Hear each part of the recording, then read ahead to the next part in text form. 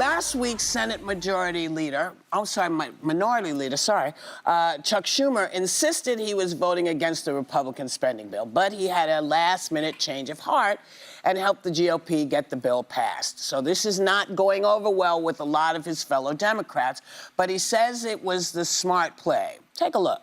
While voting for this CR is bad, it's a whole lot worse to vote to shut down the government. Elon Musk, Doge, and Donald Trump will use the power to shut down the government to fire hundreds of thousands, if not millions of workers, shut down whole departments, and shrink the government for tax cuts for billionaires. It will be devastating, something like we have never seen before. Have you lost confidence in him, the fact that you guys see this so differently? Next question. I think there is a deep sense of outrage and betrayal. Just to see Senate Democrats even consider acquiescing to Elon Musk, I think it is a huge slap in the face. I think Senate Democrats have to sit down and take a look and decide whether or not Chuck Schumer is the one to lead in this moment.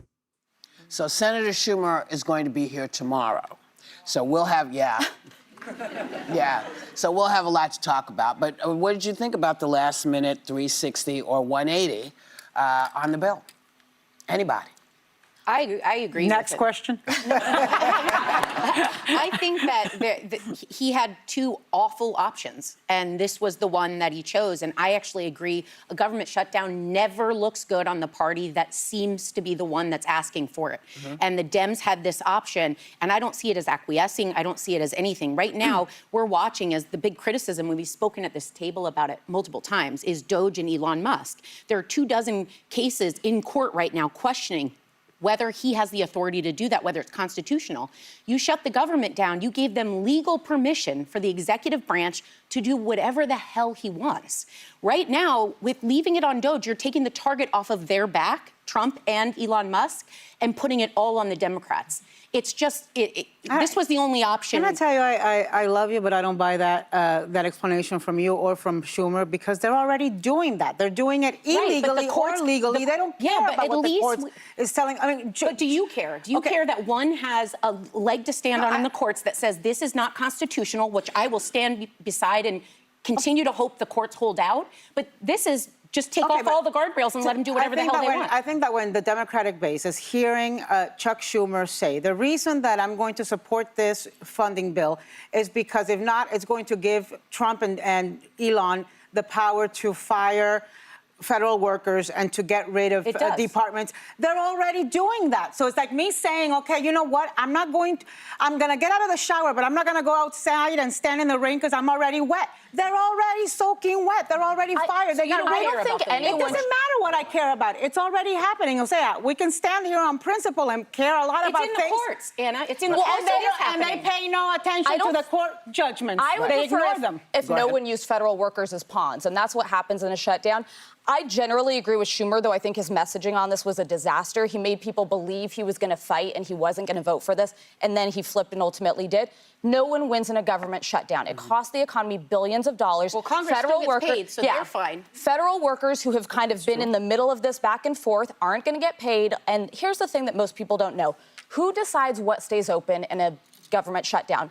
The Office of Management and Budget, which is run by a man appointed by Donald Trump named Russ Vought. You all may remember he's known as the architect of Project 2025. Now, do you think he's going to keep the goods and services Democrats care the most about open? Nope. No, he's going to prioritize what actually supports Donald Trump's agenda. And they would keep the government shut down effectively as long as they wanted to. There's no concession Democrats would have to make concessions to reopen it. It would literally actually implement Doge without having to have Doge in place. I think he did the prudent, responsible thing. I get wanting a fight, but what you fight on matters.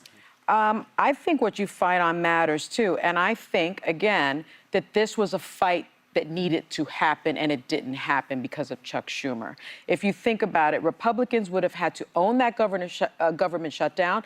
It's what they have control of everything, and it would have been squarely on their backs. And I am not alone in this opinion. Nancy Pelosi, of all people, actually went so far as to say, let's be clear, Neither is a good option for the American people, but this false choice that some are buying instead of fighting is unacceptable. Someone else, Anna Cabrera, the chief of staff for Illinois Governor Pritzker, who we had here, argued that the party could unify around a fight against Trump. The fight going on in the Democratic Party right now is not between the hard left, the left, and moderate. It's between those who want to fight and those who want to cave.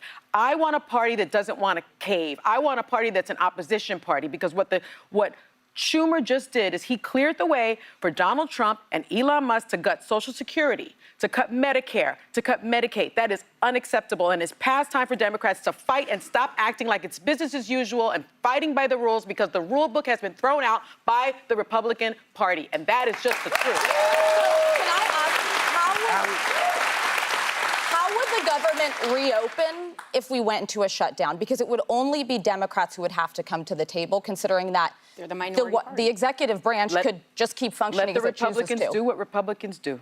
Which is what, though? You know what, What's the though? answer to They're that? destroying this Look, country. I've always told you But that how would the government reopen? Republicans and Democrats are cut from a different cloth, right? And frankly, Democrats don't have the transactional callousness to let people feel the pain of a government shutdown, because there is pain. There are government workers that are furloughed. There are departments that are shut down. There are benefits that are not received. Government's gonna do and it. they just don't have that kind of Republicans are gonna spine do it and anyway. evil in them to let that happen and let Well, people most of flail them in did. the Well, wind. I'm going to People wait. stood with I'm going to wait Yeah, personally. the majority voted. Because I want to ask him right when he's sitting there. Please explain this and why you think this was the better choice. Because there was no great choice here. So I want to hear why he thought what he was doing was the better thing to do. I would like everybody to do something totally different, but they're not. I want Democrats to tell the people, listen, we are boring. We're not cute, we're not funny, we're not quippy. All we know how to do is get stuff done.